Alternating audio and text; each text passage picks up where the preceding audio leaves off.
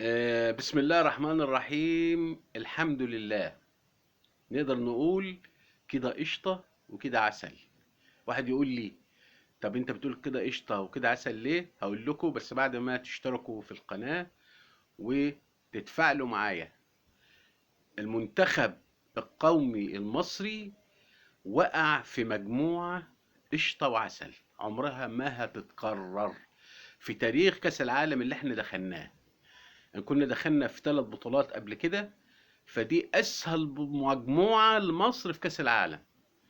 المجموعة اللي معانا بلجيكا وايران ونيوزيلندا، 3 فرق. يعني لو دورنا على كأس العالم كله كده مش هنلاقي اسهل من ال3 فرق دول اللي احنا نلعبهم. فعشان كده بقول لكم كده قشطة وعسل. ولازم بقى الكابتن حسام حسن يلعب على انه يفوز، مش الا انه ياخد نقطة من المجموعة ونتصدر المجموعة. كده فل وكده عسل.